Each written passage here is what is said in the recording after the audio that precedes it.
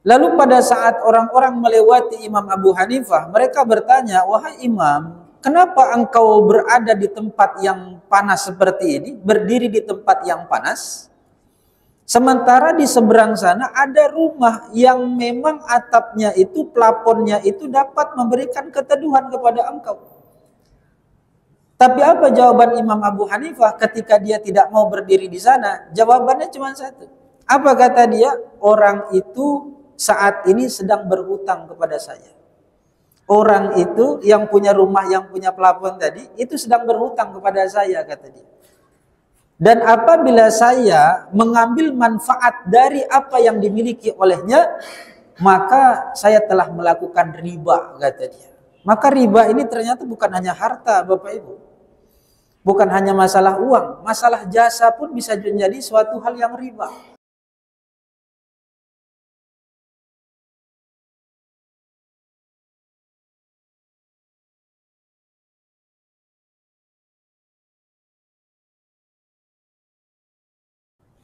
Assalamualaikum warahmatullahi wabarakatuh. Waalaikumsalam warahmatullahi wabarakatuh. Alhamdulillah, alhamdulillah nahmaduhu wa nasta'inuhu wa nastaghfiruh wa na'udzu billahi min sururi anfusina wa min sayyiati a'malina. May yahdihillahu fala mudilla lahu wa may yudlilhu fala hadiyalah. Ashhadu an la ilaha illallah wahdahu la syarika lah wa ashhadu anna sayyidana wa nabiyyana Muhammadan abduhu wa rasuluhu la nabiyya ba'dah. Allahumma fassalli wa sallim wa barik ala sayyidina Muhammadin wa ala alihi wa ashabihi ajma'in. Amma ba'd. Faqala Allah Ta'ala fil Qur'anil Karim, a'udzu billahi minasy syaithanir rajim. Bismillahirrahmanirrahim. Alif Lam Mim. Dzalikal kitabu la raiba fihi hudan lil muttaqin. Alladzina yu'minuna bil ghaibi wa yuqimunas shalah wa mimma razaqnahum yunfiqun. Shadaqallahul azim. Bersyukur kita kehadirat Allah Subhanahu wa taala dengan segala nikmat yang Allah limpahkan kepada kita. Bersalawat kita kepada Rasulullah sallallahu alaihi wasallam. Allahumma salli ala sayyidina Muhammad wa ala ali sayyidina Muhammad. Bapak Ibu, para hadirin hadirat, jemaah sidang salat zuhur rahimakumullah. Kita telah sampai kepada maqalah yang ke-8. Wal maqalatu tsaminah. Dan adapun maqalah yang ke-8 ya dalam kitab Naswaihul Ibad ini. Ini kita perhatikan dulu tentang kalimatnya. Sebab kalau seandainya kita artikan secara kalimat ataupun lugawi sangat sulit untuk dipahami. Ya. Jadi apa kata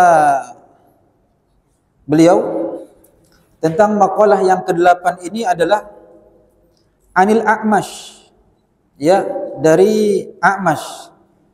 Ismuhu Sulaiman bin Mahran Al-Kufi. Yang nama aslinya adalah Sulaiman bin Mahran Al-Kufi radhiyallahu anhu. Semoga Allah Subhanahu wa taala meridhoinya. Man kana ra'su malihi taqwa kallatul alsinu an wasfi ribhi dinihi.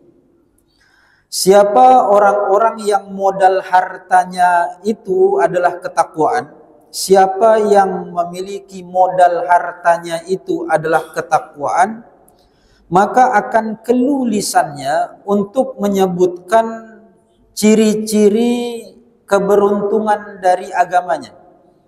Nah, sulit untuk dipahami ini ya. Siapa yang modal takwanya itu adalah, modal hartanya itu adalah takwa, maka lidahnya itu akan kelu untuk menyebutkan tentang keberuntungan-keberuntungan pada agamanya. Kita lanjut dulu, nanti kita jelaskan insyaallah.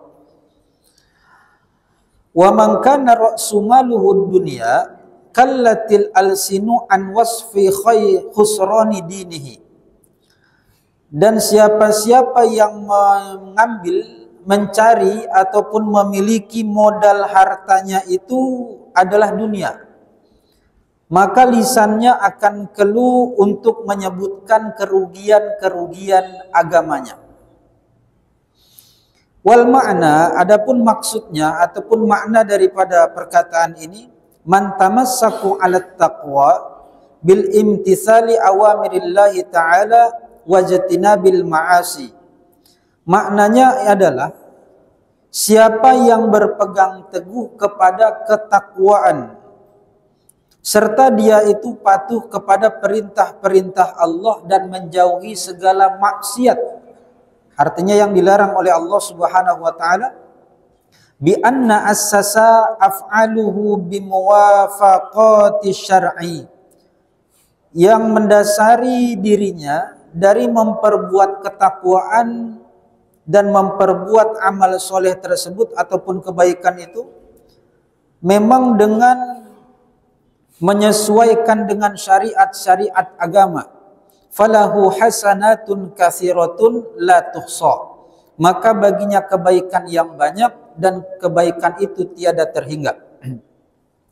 Wa man tamassaku ala umuri mukhalafati lisyar'i, dan siapa-siapa yang berpegang teguh ataupun menjalani kehidupannya itu dengan yang bertentangan dengan syariat-syariat agama, falahu sayyi'atun katsiratun, maka baginya itu kejelekan-kejelekan ataupun keburukan-keburukan yang banyak.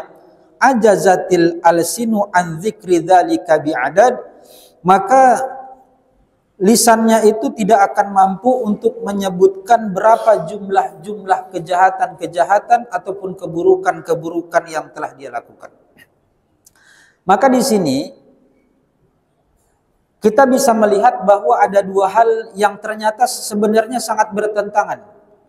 Sebenarnya sangat bertentangan. Apa itu? Yang pertama yaitu takwa. Siapa yang memang memiliki harta dan hartanya itu didasari oleh modal takwa kepada Allah Subhanahu wa taala. Ini yang utama, ya.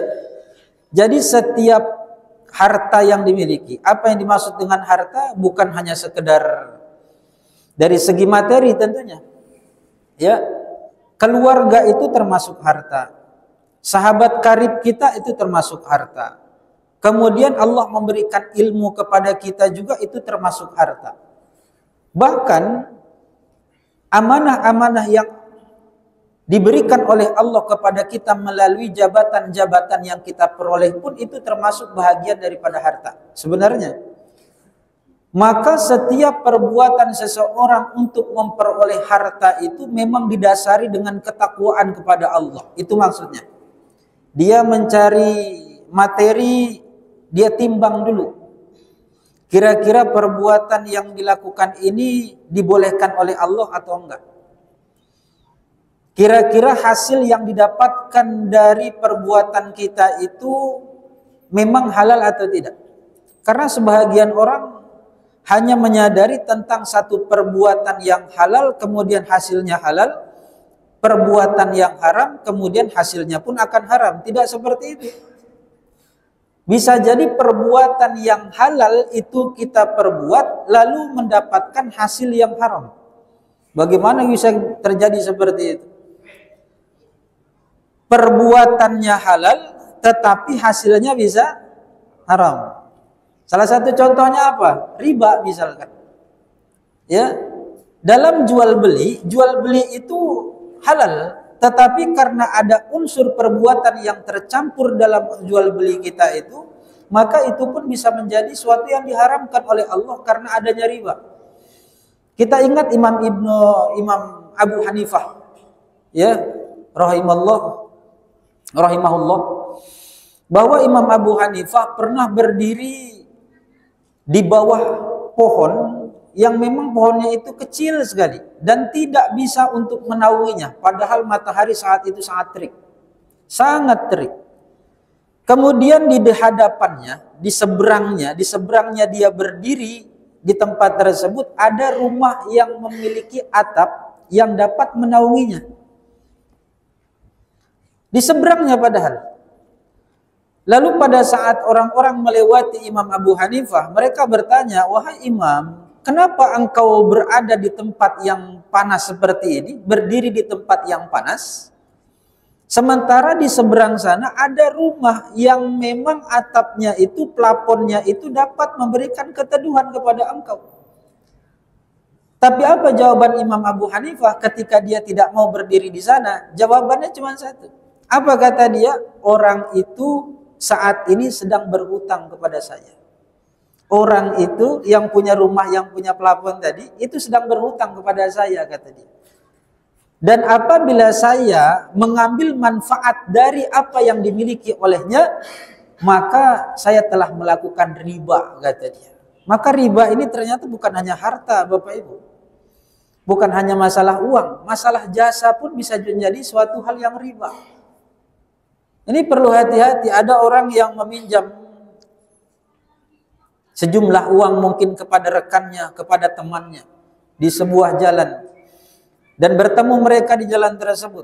Jadi orang yang meminjam ini, ya, yang meminjam ini telah diberikan oleh kawannya tadi, tapi kawannya ini mengatakan, kalau misalkan ini uang telah aku berikan kepada engkau sebagai pinjaman, tapi nanti antarkan aku pulang ke rumah ya, atau antarkan aku ke suatu tempat yang diminta oleh orang yang memberikan hutang.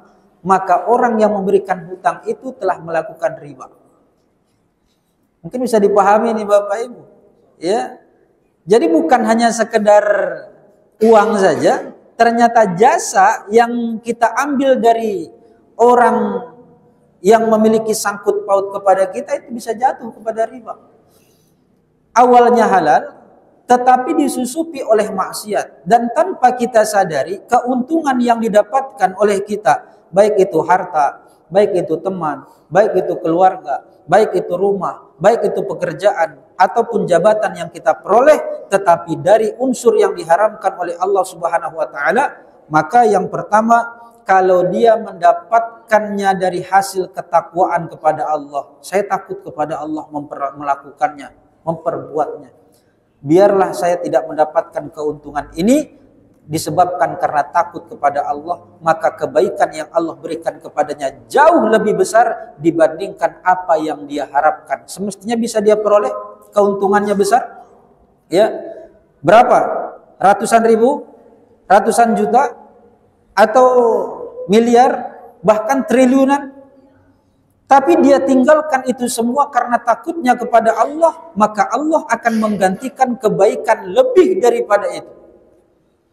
Ini harus yakin dari hati kita, ini Allah akan menggantikan.